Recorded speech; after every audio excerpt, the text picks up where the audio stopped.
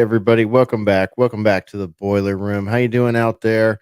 So let's see. Okay, here we are. We're back. We're live. We've got you. Well, we've got all of them going. We got all of them going. We got YouTube going. We got Rockfin going. We got Spreaker going. We got alternate current radio going. This is September the 15th. Boiler room. I'm your host. My call sign is Hesher. Thank you for joining us, rejoining us. What's up, Jolene? How you doing? Good to see you over there in the chat. Also, big hello to everybody in the Discord chat. We have a Discord. If you want to join it, just go to alternatecurrentradio.com, hit the main menu, and you'll see a Discord invite link up there in that main hamburger menu, along with our player and all that other stuff. We're doing a couple tweaks on the website, so the podcast menu is a little wonky this evening, but we're working on it. We'll get that fixed for you real quick. Not a big problem, though. You can still navigate around the site real easy. So thank you for rejoining us. We've got a dynamic duo here for the second part of the show. If you missed the first part, it's up on YouTube and Rockfin. And yeah, again, big hello to everybody over there in the Discord. Come on down there if you're not in there. We got Creative Accidents in there. We got Brent in there. We got Kilowatt. We got Spore. We got Session Jones. We got Creative Accidents. We've got all the crew up in there. Great to see everyone. Timmer's in there, and more, and Chopper, and many more. So thanks for joining us, everybody, for the live show. I've got my colleague, my friend Corey Drayton, joining me for rejoining me for the second part of the show here. Welcome back, Corey. Thanks, man. Good to be back. It's been a fun discussion thus far. And my greetings and salutations to everyone hanging out in the Discord and on the various chats tonight. I hope you're all doing well, too. Yeah, man. Yeah, definitely. It's great to have all these people hanging out when we're live. And of course, all the people that check it out in the podcast format or after the fact. Appreciate you folks doing that. Come on down to the website. Let us know you stop by. You can email us also. We got links for all that on the website. So, Corey, it's been pretty crazy day, man. Did a whole bunch of podcasting. I did 3 hours this morning for the Brian McLean show. That's me. If you're new around here or you haven't heard yet. And then did an hour with Jorge Morik on the Jorge Morik show. That was pretty fun, getting to know one of the other TNT hosts over there. And we had a pretty interesting discussion. It's always fun when two TNT hosts get together for the first time and get to know each other a little bit. It's funny how we all have such interesting yet somewhat similar stories of being canceled and all the weird stuff that we've gone through between 2020 and now, with regards to our thought crimes and all of our unpopular analyses. Common sense analyses have become very unpopular, I guess. So but this is very interesting. And now here we are doing a boiler room, and then I'll get up in the morning. I'll do another Brian McLean show, and we can put a cap on the week until Sunday Wire. But it's been quite a power packed week, man. That discussion I had with Diego Rodriguez today, I mentioned it in the first hour, but man, that really. And I'd looked into this thing before. This whole if you missed that segment, folks, we were talking about CPS. This guy was telling me his story. Diego Rodriguez, crazy story. His grandson was taken by CPS, and he detailed the whole thing on his website. And it is an absolutely bananas story. And after his grandson was taken by CPS, he went down the rabbit hole and like figured out all there is to know about the dirty underbelly of Child Protective Services. And he said, and I quote, "It is kidnapping for profit. It is the number one source of kidnapping for profit," which is the definition of trafficking. So pretty strong words there by Diego Rodriguez, but he backed it up, Corey. He backed it up by using CPS's own statistics. Their very own statistics, front-facing statistics, say that 83% of all of their pickups are from unsubstantiated charges. And the other thing that really blew me away was that once a kid is in that system, if they're out of the parent's custody for 15 months, if you're that parent and the kid has been in foster care for 15 months in the system, you are by law automatically lose all parental rights to that child. And that's because of the 1997 Adoptive Safe Families Act, which Bill Clinton put into play. And now there's just this giant rotating sucking and blowing sound of money coming and going from the federal government to the state government. It was a crazy story, man, to hear the current state of that particular American atrocity, ongoing systemic American atrocity. Yeah, man, that's it's just such a crazy story. I mean, I was a bit in and out because again, my it's like my work day's kicking off, so I sometimes have to hop on a call and participate in a different universe, and then come back in and hear whatever the topic of discussion is on your show in the morning, and so kind of going in and out of that call. It reminded me a lot of kind of when I first started to hear about stories like this back in, I would say the earliest instance for me was about 2012, 2013. Because around that time, I was listening to a lot of Karen Strawn and a lot of podcasts by a group of anti feminist critics called the Honey Badgers. And they were talking a lot about this kind of stuff back then, because what they were doing is they were tracking how the institutions are being utilized in divorce cases, and CPS would always come up as one of the things that gets aimed like a bureaucratic weapon of mass destruction and directed typically against men in divorce court. I mean, that was definitely the premise of the discussion, but they even then they had a very kind of small government libertarian mindset, so they were able to really talk about how the state gets aimed at anyone who is considered to be that verminous outsider that we were speaking about in the previous segment. So I appreciate the fact that this story is starting to hit other networks, such as TNT, because for the longest time, this whole idea was kind of buried. It was something that was considered to be in the fringes of activism.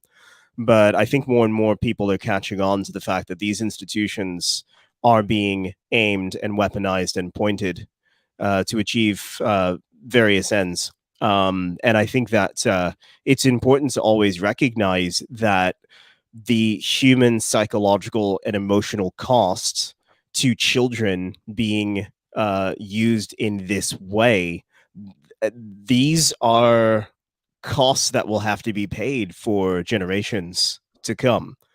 So it's definitely a conversation that needs to be had in, I think, every venue possible. Yeah, it's crazy, man. He was walking me through the way the money works, and because of the way it's just incentivized at every turn. It's like the federal government gives money to the state for them to go do the snatch, to go snatch someone's child. They and then as soon as they check that child into a foster placement, the state gets another check. And then every month thereafter, the state gets another check that they're in there. And the payment the payment that the foster parent gets in the best situation is $600 per child, and the monthly payment that the state gets from the federal government is like 10 times that. Is like 6,000, 7, $8,000 a month per kid. And then if they adopt them, they get another big ass check. So all they have to do is hold on to them for 15 months, and then they fall into that act I was telling you about, and the parent loses custody of them essentially from their forth henceforth after 15 months, and then they get big money for adopting the kid out. And now they're further incentivizing, according to Diego, they're further incentivizing extra incentives if the child is adopted to a gay family. So it's like, wow, just money all around. And then the biggest insult to injury was some of these people in some states where it's the worst, like very egregious, like California, Oregon, and Washington, where we have a lot of social rejects out there listening. So shout out to all you folks. Corey's broadcasting from that region. It's so egregious there that they will often make the parents pay child support until said kid turns 18 after they've been stolen from them. I mean, that's a scary amount of incentives going into this industry right here. I mean, it kind of makes me think about what happened in the medical industry during COVID, where they were just openly admitted that there's all these incentives for positive test, for admission, for overnight stays, for death certificate coding. Every single one of the steps along the way had a big fistful of cash involved with it for every single individual that gets sucked into that system. Yeah, that's exactly right. And anyone who knows anything about basic economics knows that whatever you subsidize, you get more of, whatever you tax diminishes. So, with all of these incentives in place and all of this money being shuffled around, who is not benefiting from this is the kids who become captive to this system and accumulate lack of continuity, abuse, emotionally and psychologically, and just a feeling of being completely unrooted and completely captive to the whims of bureaucrats who have no real vested interest in their actual well-being. They're just interested in maintaining this industry that pays their rent and supports their lifestyles. I mean, it's incredibly monstrous, just the way that we've become so cavalier with the way that we regard human life, the lives of children. That is the future. That is the next generation. And the further I think impacts of these incentives are that when they reach adolescence and reach adulthood, then they're going to become captives of the medical system too, because they're going to need a lot of psychological help. They're going to probably be put on SSRIs and other medications to deal with their anxieties and the impacts of their traumas and PTSD, PTSI symptoms. So it's a series of captive industries. It's a series of industries that capture human potential and destroy human potential and render it into really a discomfort product so that the institutions and the corporations and the various moneyed interests continue to prop up themselves and their financial interests on the backs of people's discomfort and pain. It's just disgusting. And I think I sometimes wonder, is it how ignorant are people about these things that occur, or is what we're seeing something that is very well known amongst the working classes, but because they are, let's say, socially disenfranchised, they're not really in a position to talk about these issues on mainstream outlets. Because certainly, I would imagine that if more people of means were experiencing this and talking about it, there would be a little bit more, I think, of an effort publicly to clean this system up. What do you think, Asher? Oh, yeah, absolutely. That's why I'm bringing it up again tonight because it's just bad. It's just really bad. If things are really, like I haven't gone through and done a deep dive on the update that Diego gave me on this topic today, which I recommend that people do so that you can, decide for yourself what's going on here. But if you want to start down that rabbit hole, he recommended a documentary about this. I guess it was put together by the Stu Peters show. It's called These Little Ones. And he said in the documentary, it shows that millions of children have been lost in CPS over the years. Like, never mind needing psychological help or PTSD, just gone. Like, where did they go? And if that's the case, is it possible, one must ask themselves, is this the most giant human trafficking ring ever on the planet. I mean, and this has been 97 is when the Adoptive Safe Families Act was introduced. So we're more than 25 years into this policy, into this system here, and millions of children have been lost, just never heard from again. So, what does that mean? You know, if you go to and the other thing we were talking about is how um, right now it's almost being normalized to think about human trafficking in the sense that we're an open border. We have an open southern border country right now, believe it or not, folks.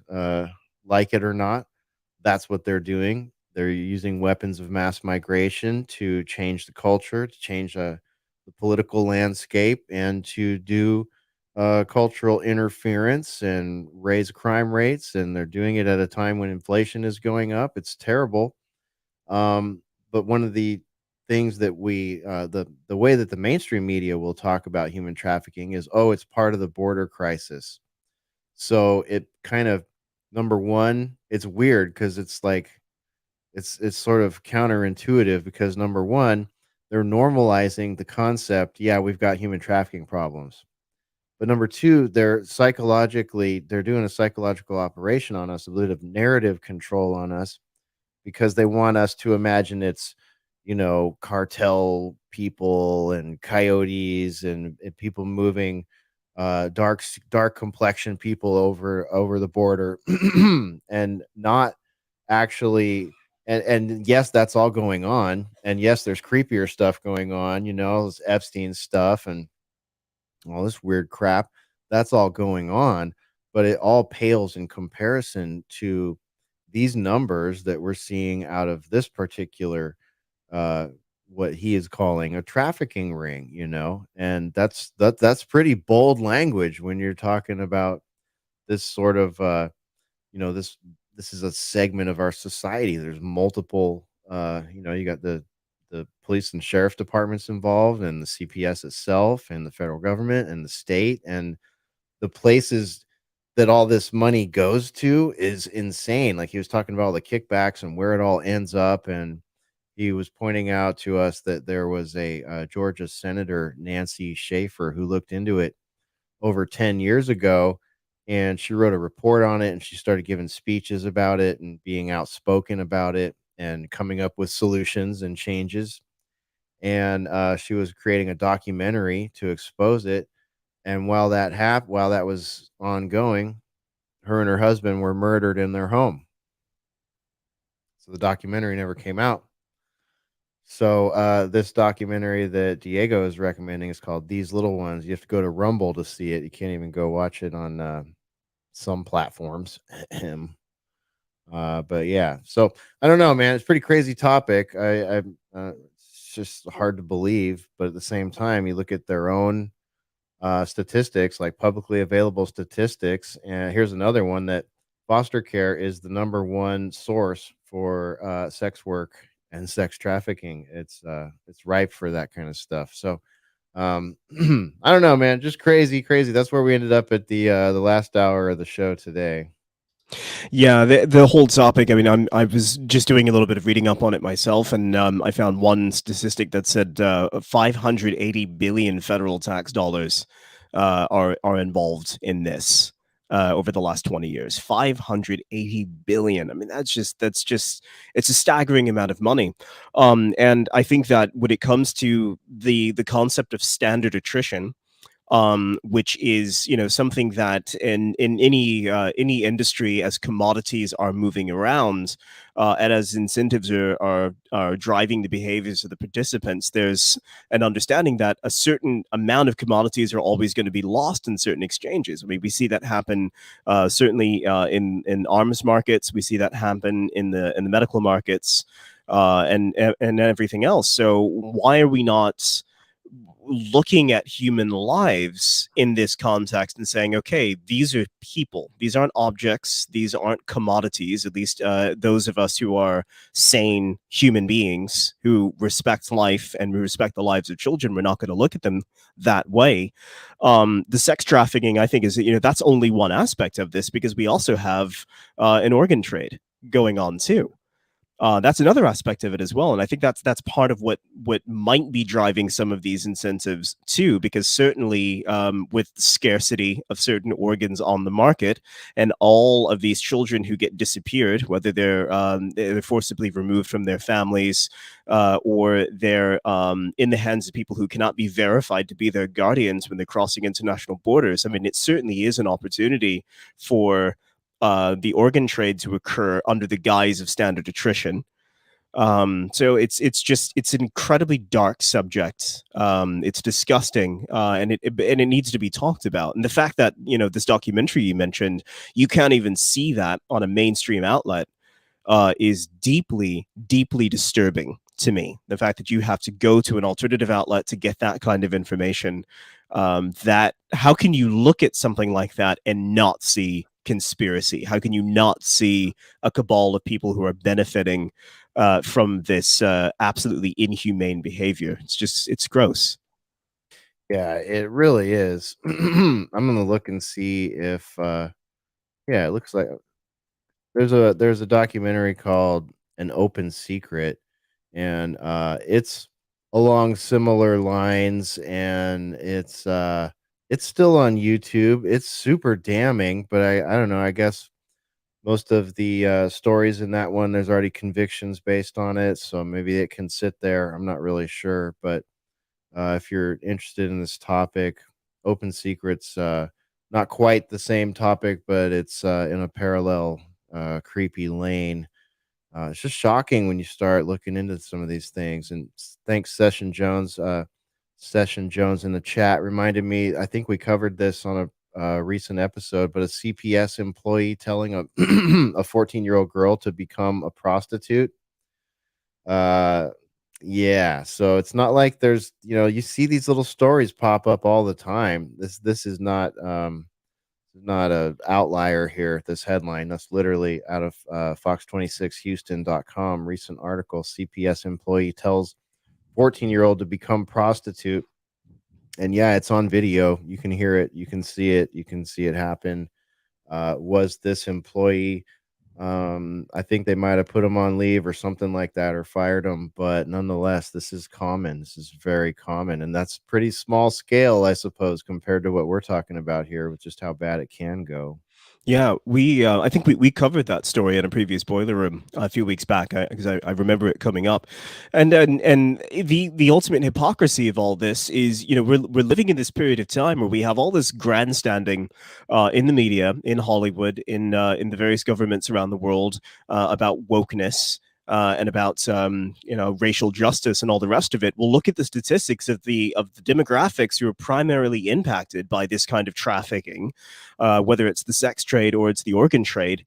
It's primarily going to be people of color. And so, it's that makes it even more disgusting because we're getting all of this messaging about racial justice, while the very people who are, in positions to prevent this kind of thing happening are profiting off of this attrition and off of this trafficking of children that no one cares about, at least apart from their families.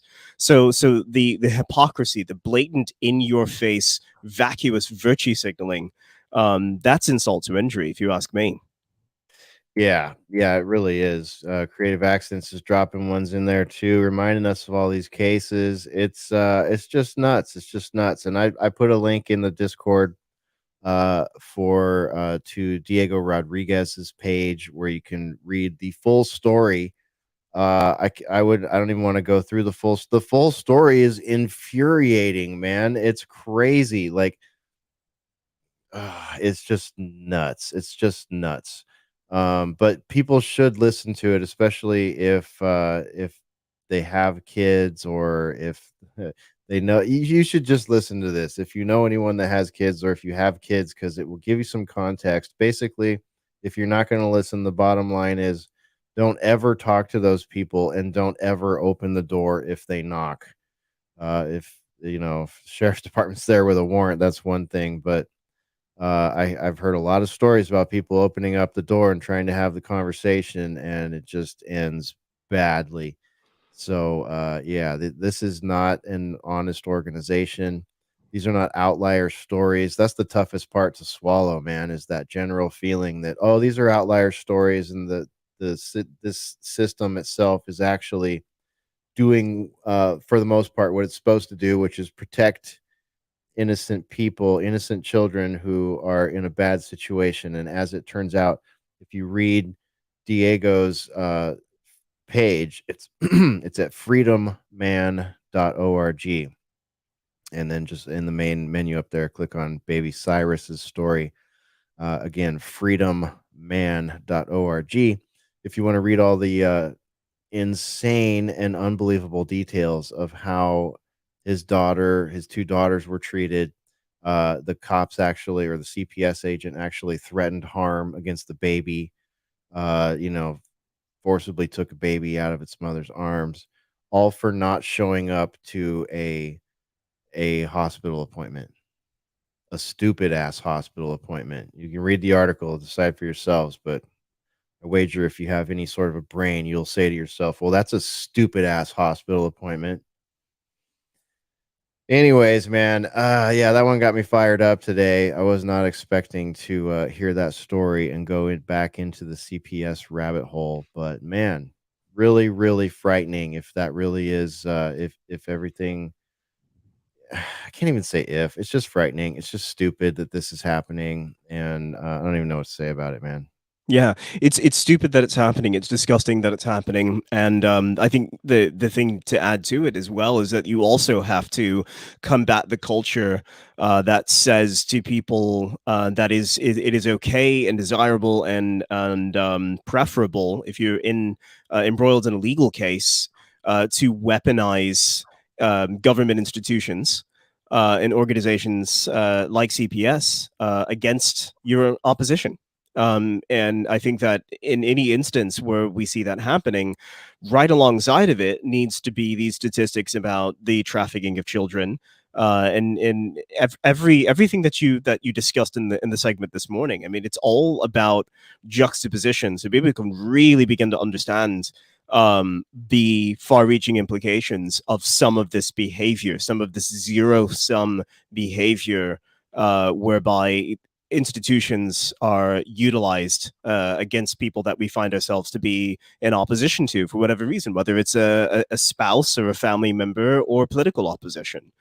I think that that needs to be front and center all the time in the discussion is what is actually going on behind the scenes and how people's lives are being destroyed by the incentives that are created by this system.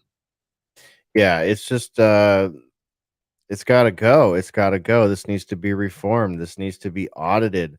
I don't know what else to say, man. It's like every time I get down to that section of a story where it's like, well, wait a minute, this is detrimental to our society and it needs to be deleted, fired, prosecuted. I don't know. Can we just audit it? Can we just get the fucking information? So we don't have to sit here and do deep war games with like the most intellectual crowd out there that'll hang with us for, uh a half hour discussion on this. Can we just get some fucking audits? Yeah, yeah, and the answer to that question for me is yes, and it's up to people like you and me to do those audits and make sure that information is getting out there. I mean, it's like, it's not unlike the conversation that we were having on Joseph Arthur's show the other night, where we were gaming out a Nuremberg 2.0. If we trust in the institutions to do this work, the first thing they're going to do is cover their own asses because they're going to appoint people who have a particular agenda, and they're going to do everything possible to obfuscate what's actually going on. So, muckraking gonzo journalists, the people need to be involved in doing these audits, assessing the financial incentives that are involved and how many people are being damaged, and make sure that information is exposed, and it needs to be put into some kind of database or system that can be publicly accessed, but off of the mainstream technology on the blockchain, secure. That's really what we need to be doing. That information needs to be so abundant and so readily available that it cannot be ignored and it cannot be lost to the attrition of information warfare. Yeah, yeah, exactly, man. We just got to keep hammering it. You know what I mean? Like that's y- unfortunately, everybody. One discussion about these kind of things just don't work. It's a daily grind. It's a daily grind. That's why we do what we do, and why we appreciate those of you that do the grind with us.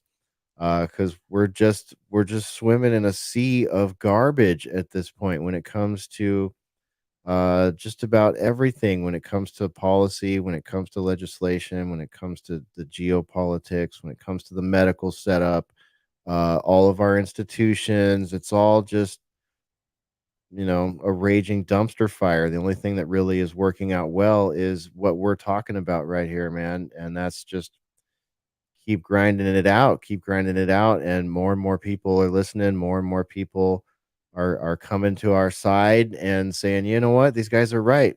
I used to think conversations like this were nuts, but now as I see the whole shit house going up in flames, it's like, all right, I guess we're all wearing tinfoil hats, or I guess the pejorative has worn off. The old FBI, CIA pejorative of terrible conspiracy theorists is finally fucking worn off. Nobody's really impressed with it anymore.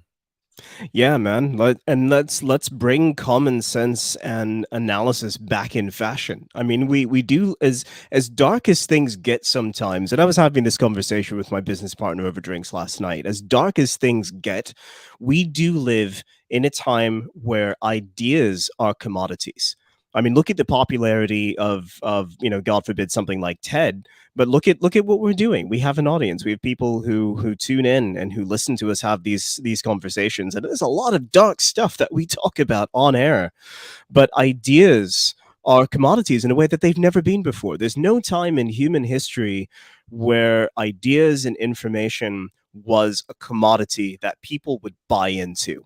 So as dark as things get, I never allow myself to lose sight of that. And I think that as our ability to secure the information that we uncover gets better and better, then not only are we better able to expose what's really going on behind the scenes, we have a duty to, we have a responsibility to make sure that we're doing just that because we have the technology to protect that information. And I think that really what we should consider doing more and more is looking at everything that is being normalized as inevitable, because that is where we are going to see the truest evidence of these dark subjects that we're discussing, whether it's human trafficking, whether it's organ harvesting, you name it. That's where we're going to see the chinks in the armor, if you will, that will expose the machinations of the people in the cartels that we talk about every single day. So we have to look at whatever is being normalized as inevitable, because that is where we're going to find the dirt. That's where we're going to find the mold beneath the floorboards of these institutions. Yeah, and that's what we've been doing all along. And unfortunately, a lot of things that we said were inevitable have now come to fruition and are now much larger national and international problems, whereas they were fringe back when we were just reading the tea leaves for them. So there's really, you know what I mean? And we might be beyond that point. And if we are, uh, it comes down to perspective, right? It comes down to, well, uh, I've done my kicking and screaming, and the world did not change. The trajectory did not change. So now I just have to have gratitude to be here in that in this segment of the information sphere as the world is in this particular phase. This is sort of on the one hand, this is like history, a terrible uh, collage of terrible pieces of history sort of repeating themselves.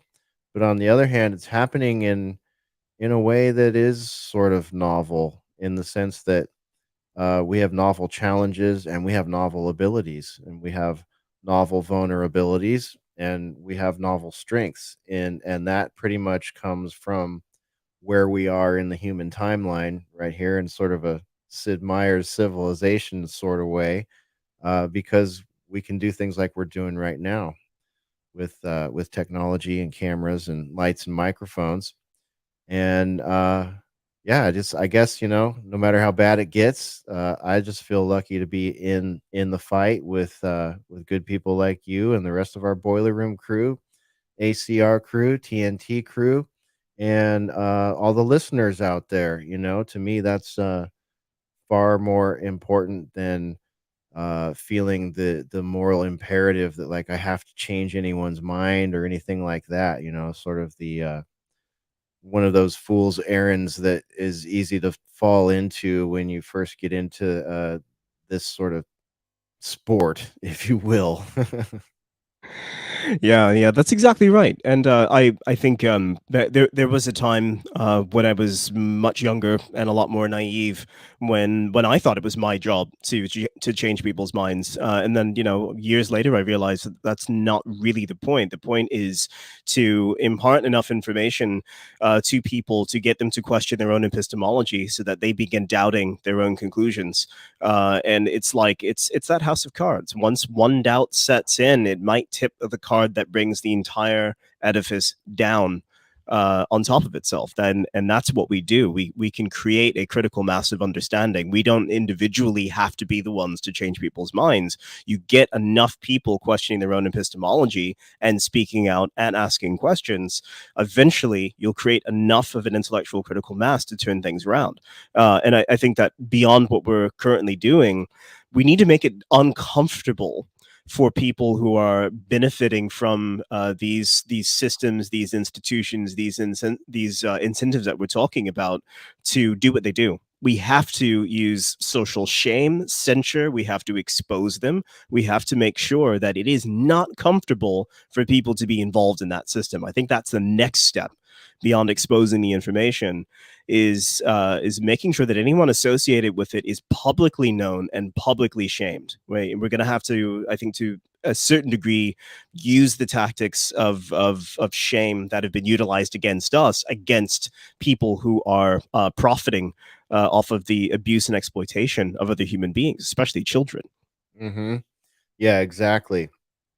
It's not hard to see the distinction there between it as a political tactic against people that are sticking to their guns when it comes to their First Amendment rights and everything, as opposed to when those people actually say enough, that's enough. We're going to turn this around on you because we actually have reason to. You know what I mean? Like you guys shined that toxic light on everybody, tried to shut everybody down. You tried to use the tactics, the old tactics of Bolshevists and fascists and all kinds of, little red book Maoists. I mean, you name it.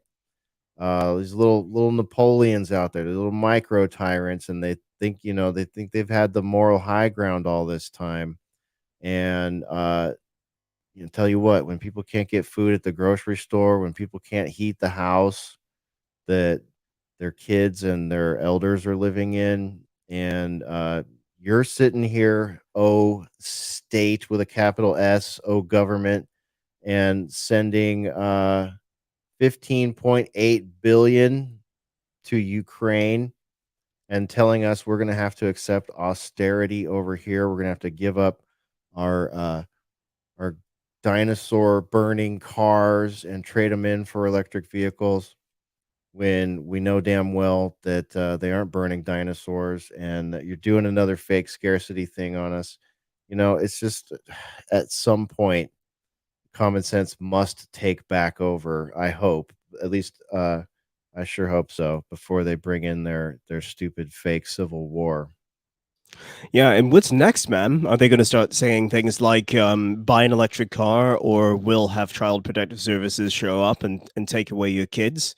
I mean, Hmm. when do the absurd comparisons and absurd consequences start to register in people's minds as what they actually are? Completely absurd. Hmm. Absolutely, absolutely. I covered the story today about China, and it's like China and India, their use of hydrocarbons, fossil fuels, if you prefer, you dinosaurs out there, their use of hydrocarbons has gone up 11% in the last few years. And ours, America's went down like 4% or something like that. But I'm pretty sure it was just the time period they used for that data collection. I'm pretty sure it's because they told everybody they were unessential and they needed to lock down and live in their homes like prisoners and wear a ritual shame muzzle on their face in their home for a year. So, this whole idea that we're going to have to experience further financial austerity and fuel austerity, and then all this Green New Deal garbage, and we're going to have to face whatever austerity comes along with shutting down nuclear, shutting down coal, shutting down pipelines, and switching to so-called green energy, which is nothing. There's nothing green about it. The only green associated with it is fucking money. Those batteries that they love are, those are precious minerals, limited minerals. Talk about scarcity, sometimes mined by child slaves. So you can't tell me that there's anything green about the green agenda. So yeah, it's just I don't know, man. I don't know. It's just more stupid shit. They just take us down all these roads and try to blame us, make the American people feel like we need to be blamed for any environmental problems and that we need to experience austerity. We need to send how much did I say? How much did I say? $15.8 billion dollars over to Ukraine, 30% of which is maybe accounted for, 70% of which has gone into a black hole, to use the Pentagon's terminology.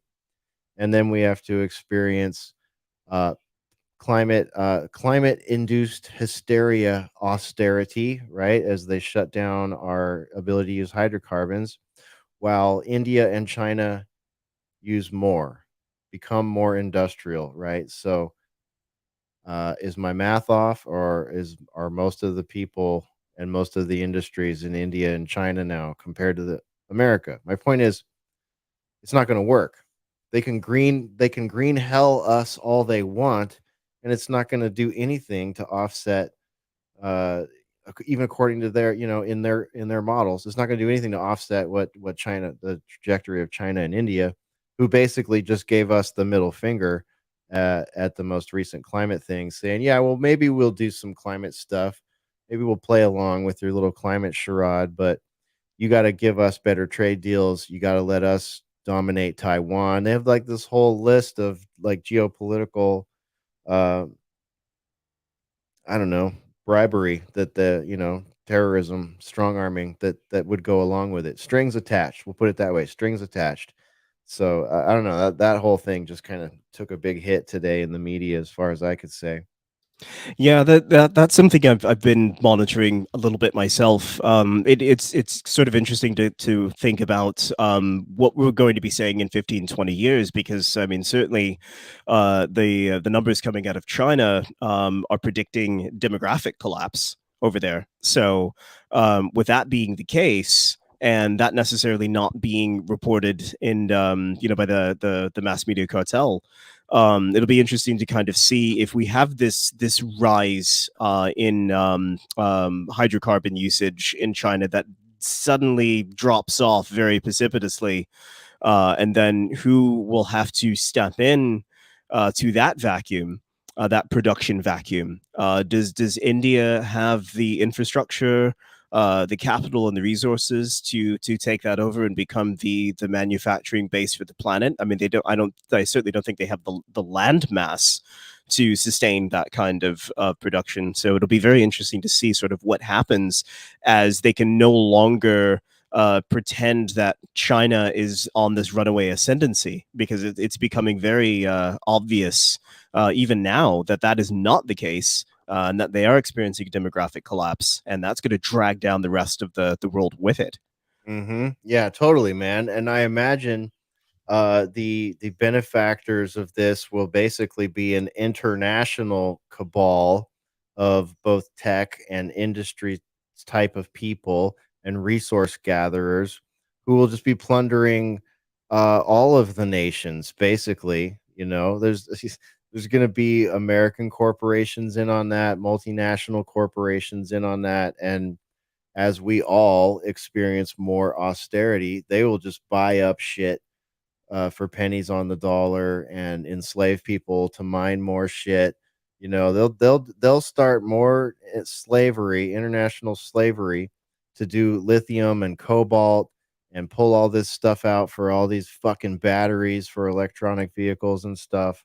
And it'll just be worse than the industrial revolution ever was, more damaging to people, and it'll all be subverted. It'll all be quiet. You know, we won't really, I mean, it already is that way. We don't get to see, you know, we hear about this the slavery trade in Libya. We hear about the terrible work conditions in China, in Taiwan, in places in Africa where mining is happening and stuff like that. But we never see it. That whole all of those industries just never come up. It's never talked about on our mass media. We don't see video of it, and but we know what's going on. There is video if you look deep enough. There are exposés here and there, but they're all for the most part very independent driven. So I don't know, man. I don't know this whole green hell. I call it the Green New Deal. I call it green hell because I think it's taken us, like you've pointed out. They tell us it's taking us to utopia, but it looks like pure oblivion to me. Same place, man. I mean, as we said before, utopia means nowhere, right? So it's a place that cannot exist, and it's a place you don't want to go because it is exactly that. It's oblivion, it's annihilation, it's nothing, it's anti-human, fundamentally. So yeah, I think green hell is definitely that's a really apt way to put it. Um, yeah, it's I often I step back and I think to myself, okay, do we get a collapse back to regional economies? Is that going to be one of the ways that we can sabotage this inevitable march into oblivion? I do wonder about that. I do wonder if there'll just be if will there be certain parts of the planet, certain populations that are just able to sustain enough of their own regional control that they just fly beneath the radar of this great reset, or does everything get subsumed by the scramble for raw materials and resources to keep the dopamine addicted societies like the United States and certainly parts of Europe with all of the devices that keep people atomized and that keep people porn addicted and that keep people in the on autopilot, being cyborgs. I mean, that's what human beings have become at the individual level and at the population level. If you can break that dopamine addiction, you might stand a chance of getting people to reconnect with what it means to be a human being in a natural environment, and thereby recognizing that the way to survive is by creating a regional economy where you're cooperating with other human beings to sustain the local community. So I think in certainly in some sense, breaking the dopamine addiction, breaking the reliance on electronics is one way to sabotage this effort. Yeah, yeah, for sure, man. That's a big deal. That goes a long way to making a big difference, and we're at the point where that's almost a revolutionary act. You're pretty much an outcast. You're excluded from so much of society if you do that, but you're also protected from so many of the vulnerabilities. Can we do it though? Will we be able to do that? Will that be an option? I was talking with Jorge on TNT before the boiler room, and that's what he's saying. He's saying, "Man, it's not looking good." He's agreeing with us. You know, it's very, very black pilled. Too many broken systems. Too much corruption. Too much. Too many things on the brink of collapse. May have to bug out to Mexico Hmm. and just take my family and go live under a palm tree, collect fish and coconuts, and try to stay, get a tan, try to stay in the shade, live that life. I wonder if that's even going to be an option. He pointed out, is that even going to be an option? Because is it going to be like Black Mirror? Are they going to send the drone dogs after those of us that are okay living off the grid? I mean, I don't know. You could go anywhere with it. You got to wonder how the central banking digital currency is going to play into it too. Is that going to take away all of our options? Or is it even going to be legal to go live under a tree in Mexico? I don't know. Yeah, yeah, I wonder about that too. And it's yeah, I certainly I don't want to abandon technology. But I'm very I'm very much the sort of person who's interested in utilizing technology to make my life better. I just recognize that you have to live within a degree of balance with everything. You can't I'm very much against the idea of building these impenetrable barriers, because the problem is if you build a wall to shut out the bad, you also can't help but shut out the good. So rather than erect barriers, I'm much more interested in developing systems that can counteract the trends and forces that are driving us to green hell. So yeah, certainly, I think with the certain progressions in terms of banking technology, preventing people from moving freely in the world, preventing people from sustaining themselves, we're going to have to find a way to balance our technological immersion, which is becoming more and more necessary every day just to function in the mainstream economies that we're all a part of. We have to find a way to balance that with good old fashioned human survival techniques like farming and bartering. I mean, barter economies always existed, not as an alternative to economies where currency was used to exchange for goods and services. The barter system always existed to subsidize whatever the main economy was. So I think it becomes more of an amalgam of what human beings have always done, the technologies and ways of living that we've used to adapt to the environment, and this massive monumental brave new world that we're being herded into. It's going to be some combination of both, and I think the collapse back to a regional way of doing things becomes almost inevitable. I think because of that, because I just, despite everything that we cover all the time, I have a hard time imagining that these institutions, these governments, these NGOs, the cartel are going to be able to enforce this new way of living on the entire population. I always imagine that there are going to be some pockets of people who are able to operate below the radar, because that's always been the case throughout human history. Right, right. It's that battle of attrition, man. We see it all over the place. We've talked about it before on the show. You see it in the realms of tech. Speaking of tech, you see it in the realms of law. For example, take it into the realms of law for a moment here. The ATF just went through all this grandiose set of reorganizing and redefining things and trying to find ways to make things that have been currently legal for a long time illegal.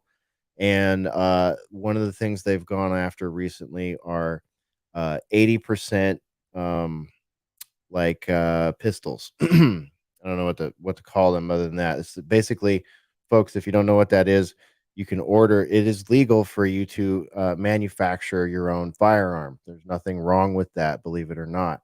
So one thing that's commonly done is people will order basically a block of metal that's 80% complete. It has certain drill holes that need to be put in it and certain pieces that need to be shaved off to build and complete your firearm. And they've made it now through legalese and globalese. They've found a way to make it illegal for manufacturers. It's usually pretty small cottage manufacturers that are making these things. But now they've all they've done is they've made it such that you can't. You need a jig that goes with the 80% weapon, and then the jig shows where you drill the holes and do what you got to do to complete it. Well, now you're a felon if you're an FFL or a manufacturer of those, and you sell those two things together. And they always there. We solved ghost guns, everybody. We solved ghost guns. Well, no, you didn't. First of all, that was a Yeah, that was unconstitutional. First of all, it was not legislated. It was a definition change by an out of control federal agency. Yet again, another three-letter agency that's out of control being weaponized against the public. And what does the public do? Well, the 2A community has figured out, well, okay, well, all we need to do to get around this, here's this back to the battle of attrition here. All we need to do to get around this is upload the jig in a 3D print mode. So someone can download the 3D printer file, the CAD file, whatever, make their own jig, and then those businesses can still sell that thing. You know what I mean? It's just like attrition. So we're going to keep seeing that, and when we extrapolate that out to what we're talking about here, which is the wider picture, the descent into the Great Reset, Fourth Industrial Revolution, and Green Hell, there is going to be a battle of attrition. You are right, Corey. There is definitely going to be a battle of attrition, and people are going to find ways around this because this is not in line with the human spirit. It just No way. isn't. Yeah. Yeah, the dance is always going to be between attrition and circumvention, forever into eternity, until the end of the species, or until we evolve into something else. But yeah, no, that's absolutely right. They can try and try and try to have the final word on this. They will not have the final word on this simply by virtue of the fact that human beings are adaptable. We are always trying to find a way to circumvent the restrictions that we are dealing with in the world. Exactly. Welcome back, Ruckus. What's going on, man? How was the Technicolor Dreamcast tonight?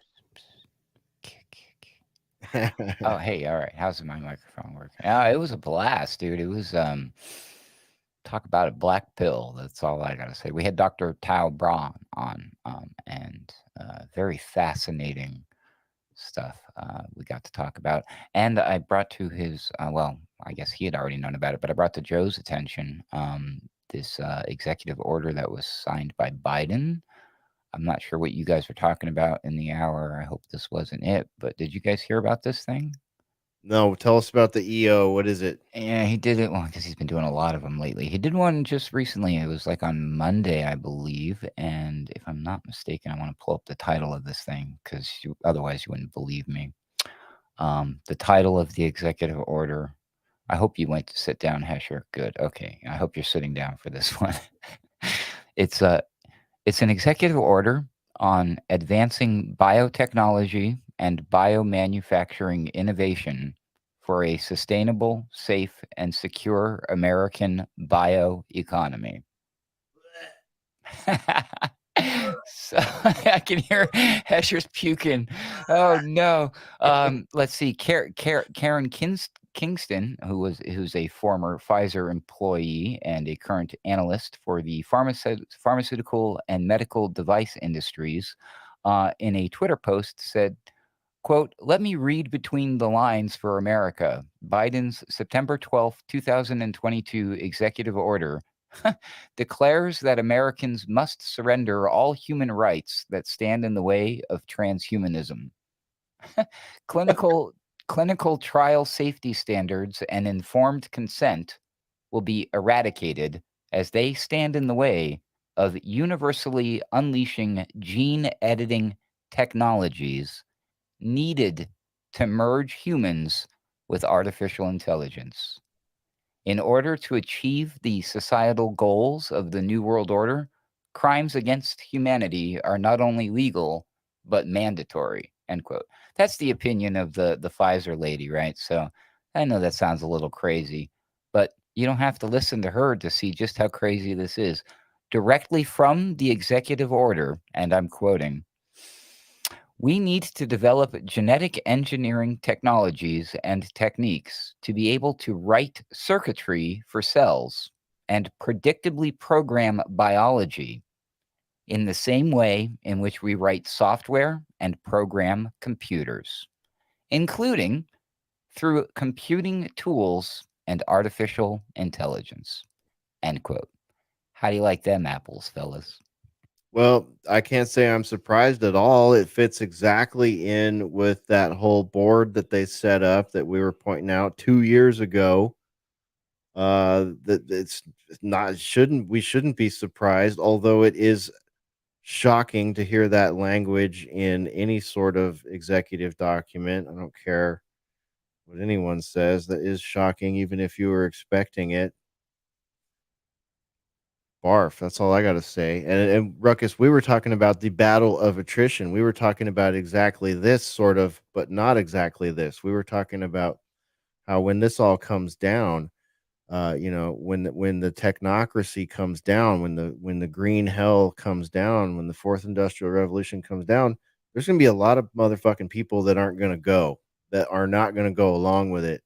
And we were talking about the human spirit, human ingenuity, and the human soul's drive for freedom and liberty, and how that's just not gonna, they're mutually exclusive. This whole technocracy, 1984 George Orwell boot on everybody is not gonna be taken lightly. It's not gonna happen without some sort of fight of some sort. Isn't that what Trump was alluding to? Well, yeah, but let's just hope that it's not like when it comes time, it can be done peacefully and not over stupid politics. We got to get together and realize this is not a red v blue thing, everybody. This is them versus us. And when I say them, I'm talking about a very, very small amount of people versus a very, very large amount of people, which is all of us. And what was the mechanism that enabled this season of rule by fiat, which has been happening now for at least 20 years, just to become the order of the day, where it's all one president after another signing executive orders to enact policy? It's always crisis every single time. And looking at the language of this executive order, you know, they're positioning this as, oh, this is something that we have to do in order to be resilient, in order to deal with the challenges of the future, from supply chain resiliency to the next pandemic, whatever it is, whatever the crisis du jour is. But I look at this and I say to myself, okay, well, this is a case of, as we've seen many times before, law following policy. It's not that we need to develop the technologies to implement these things. They have developed the technology to implement these things, and now they want to be able to force them on the population. That's what this is, and of course the vehicle to get this in place is we need to be ahead of the next crisis, because crisis is inevitable, and the tempo of crisis is increasing all the time, deliberately. It's not happening every year, it's happening every week, sometimes a few times a week. There's a crisis that the powers of rule by fiat have to be mobilized to solve, at least in the perceptions of people who aren't really, I guess, up on the pattern like we are. Yeah. Exactly. And some of these crises are just ongoing. $15.8 billion. We're only what, 7, 8 months into this thing in Ukraine, and they have sucked $15.8 billion out of the country. It's absolutely amazing. Absolutely amazing. And that's nothing. That's nothing compared to the what, 7 trillion of the COVID time. That is insane. That's absolutely insane. Shout out to Bazed Lit Analyzer. Hey man, thanks. Thanks for joining us. Thanks for the shout out. Everybody, he's got a great channel, by the way. Bazed, Bazed, Lit, Lit Analyzer. Check him out. All right, yeah. So Ruckus, was Joseph gonna hop in? Do you know if he was gonna hop in, or is he in post show mode already? Yeah, sadly, he will not be joining us this evening, but All I did right. throw him the invite, so All one right, of these cool. times. But he was on the Boiler Room with Yeah, us live. All three of us who were on this one right here. We were that's right. with that dude in real life, as IRL, as they say, ICYMI. That's in case you missed it. I think. Yeah. Yeah, it was Santa Fe, New Mexico. Yeah, that was a blast. But it's interesting. Yeah, our guest that we were speaking with, by the way, Hesher, the guest before I was on there was somebody you might be familiar with. This guy named Matt Mann. Oh yeah, I heard you guys had the Matt Man on the show over there. I was bummed I couldn't tune in for that. I'm gonna have to catch it on the podcast. Yeah.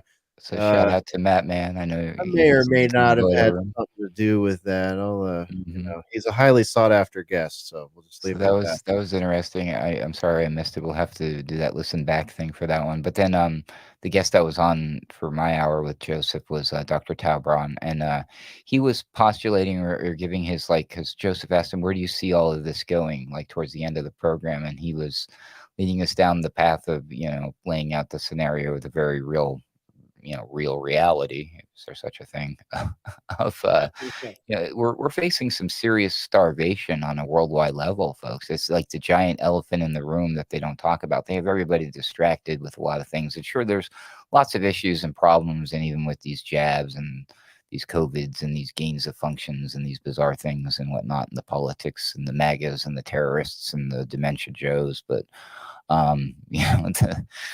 I think ultimately what they're not really talking about is what we all are going to be having to deal with, which is this supply chain, the food issue. We've been talking about this stuff for at least a couple of years now, guys. So, but we kind of stopped talking about it because it wasn't. There's not so much in the news anymore. So, what you guys were talking about, where there's more and more of these crises, the amplification, the acceleration. These are two popular words that were being bandied about in the press over the last 2 years. Um, I think the ultimate crisis, the big one, is the one that they don't necessarily push forward. So they're happy to talk about climate crisis and all this other stuff, but I don't know. I haven't really heard them talking about the world hunger thing very much. They talk about the bugs. They're like, "Hey, we have a great, solution for it," but they're completely ignoring the problem, which is like they're like, "Yeah, by the way, yeah, countless millions of y'all are just gonna die, but eat some bugs and you'll be okay." Right. Yeah, way to make mass global starvation palpable. Just eat the fucking bugs, kids. We got ones that taste like chili. We got ranch chili cheese bugs over here. We'll show you. We'll go into the school. You can watch some corporate dickhead uh bamboozle your kids into eating Cool Ranch crickets or some shit like that. You're right though, man. We started wondering about that back in 2020, I think. I remember having a Tristan Haggard episode where we were talking about what was going on with all the farmers and ranchers, and we just keep hearing stuff like that in the background for going on 2 years now. And there's a new, I don't know if it's new, September 10, 6 days ago. I think I talked about this one on TNT, but it's up at Zero Hedge, a list of 33 things we know about coming food shortages. And let's see here. I'm going to go through all of them, but we've got the hard red winter wheat crop in the United States, smallest since 1963. California rice harvest will be half what it would be in a normal year. U.S. tomato harvest will come in over 1 million tons lower than a normal year. Worst U.S. corn harvest in a decade. Year to date shipments of carrots, sweet peas, sweet corn, sweet potatoes, celery, all down anywhere between 11 and 45%. Peach production down. 3/4 of all U.S. farmers say that this year's drought is hurting their harvest. Let's see. Beef producer in Oklahoma predicting ground beef could eventually top at $50 a pound. Could you imagine that? Insane. Dude, you're talking about all this food. You're making me hungry. I know. We need to go get a burger or something now, man. I don't even want to go through the rest of the list. It's going to make me hungry. But there's Farmers and 33 of them. So that yeah, I know. Isn't that great? 33. Yeah, 33 reasons. Okay, guy. Okay, Tyler Durden. All right, guy. What are you doing there? What are you doing there? According to the World Food Program, 828 million people around the world go to bed hungry each night. Needless to say, that number could soon be much higher. And just for a nice occultic messianic number 33 there on their list, Ruckus, they left for that one. UN Secretary General Antonio Guterres has publicly stated that he believes that it is likely there will be multiple famines in 2023. I don't like the sound of that. What are the bugs going to eat? If we're supposed to eat the bugs, what do they eat to stay alive? Don't they eat like crops and stuff, like plants? And aren't all the plants going to die because of like climate change or something? Aren't we just fucked no matter what? I hate to say it. I mean, what Yeah. are we going to do? Who's going to go work the bug factory? If the bug factory, I don't know, man. I don't know. You could ask yourself so many stupid questions. I'm going to stop myself right there. I don't even want to follow that one through. Uh, it's just a mess, just a mess. And yeah, you're right. That's like the one crisis. That's the real crisis right there. And what happened? What happened under all these Pol Pots and dictators and Mao's and everything when shit started to go really bad? Like they fucked the culture up, then they fucked the systems up, and then the finances fucked up, and then the food is fucked up, and that's where the all of a sudden government aid stops happening, printing of new money stops happening, handouts stop happening. You know, I mean, it's not pretty. It's not pretty, folks. If you look into like the details, like, you hear that a lot. People say that a lot, like, "Oh, under this regime, this communist regime, this fascist regime, this many million people died by famine." But what that actually looks like the journey into that, scarily close to what we're seeing. This is like a stupid technocratic version of it. I don't know, multiple famines too. I don't like the predictive programming language on that one, Corey. Multiple famines coming up in a very particular year. That makes it sound like they would be very like targeted locations almost, right? That's exactly what I thought as well. Yeah, I think they would absolutely be targeted. And to your other point too, Hesher, I mean, what was going on in Ukraine almost 100 years ago now was Holodomor, right? The failure of centralized agriculture and farming there, that dictated top down by the communist regime, led to famine, and things got so bad, so grim that people started, selling their children to other families to be consumed. So it's history doesn't repeat itself; it does sometimes rhyme, as Mark Twain famously said. But to your point about these famines, yeah, I think they're absolutely going to be targeted. I think they're definitely. Pardon the pun, but they're seeding the ground for certain expectations. And really, what we're dealing with is curated crisis. Curated crisis is the ultimate weapon of mass destruction. It absolutely is, and we need not look very far behind us to see that, because that's what COVID was. That is exactly what COVID was, and continues to be to some extent. And that vulnerability is an open vulnerability. All right, gentlemen. Ruckus, you got anything else you want to throw out there tonight? I think it's time to shut it down, man. I got to start prepping for my next show. Yeah, I found this 50-page report I would like to go through in great detail with you folks. So, you know, All right. settle in. No, I'm just kidding. Yeah, I'm totally bushed. I'm beat.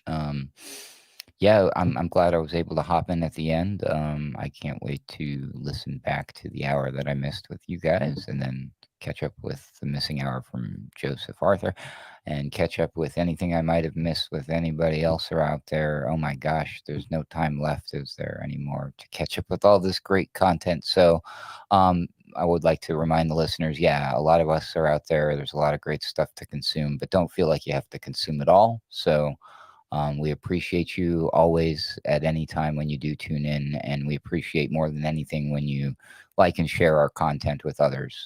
So that's probably my final message for the listeners out there. I love all you guys out there listening. Shout out to everyone in the chat rooms on YouTube. Are you on Rockfin? I'm sure. Yeah, we are. Shout out. We're on both. We're on both. Sweet. Shout out to Rockfin. Shout out to everybody on the Discord channels. I love all you fine men and women and shoes and elves and unicorns or whatever you identify as. Yeah, thanks for having me. And let's do it again. I don't know. What do you think? In about a week from now? Perfect. Thursday? Perfect. Sound Let's good? do that. All right. Yeah. I'll be there. All right. All right. That's Ruckus, everybody, of the Daily Ruckus. And of course, you can find him nightly, Monday through Friday, on the Joseph Arthur Technicolor Dreamcast.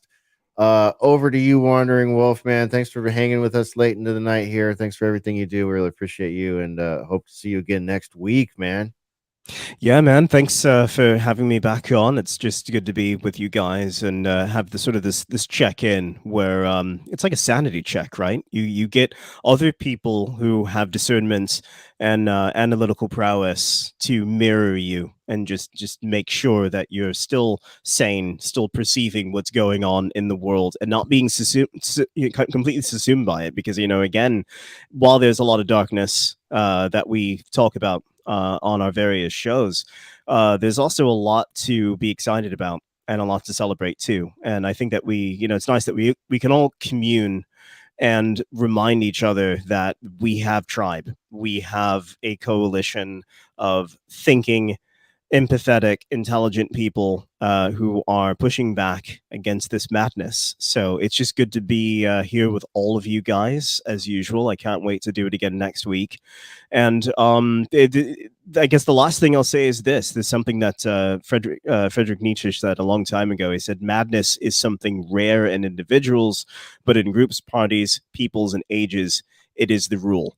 And I think that is that's definitely something to ponder through this next week. Yes, we live in crazy times, but we ourselves as individuals aren't necessarily so. So thanks for good talk, guys. It's been a fun one. I'll see you again soon. All right. That's the Wandering Wolf. That's Corey Drayton, everybody. Yes, very good. Very good. Very well said. Love you guys. Looking forward to next week. And that's it, folks. We're going to get out of here. It's been what a crazy week. Join me tomorrow for the Brian McLean Show on TNT. That starts at 10 a.m. Central Time. That would be 8 a.m. if you're in the Pacific Time Zone, 11 a.m. if you're Eastern.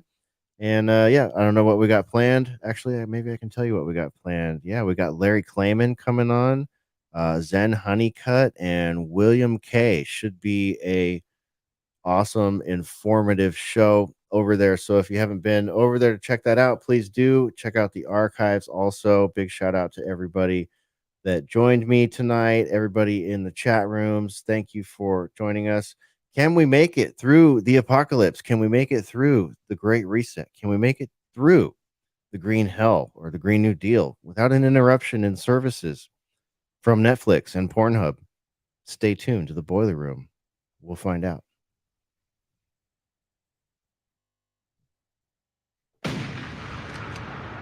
That's it. Go ahead and run. Run home and cry to mama.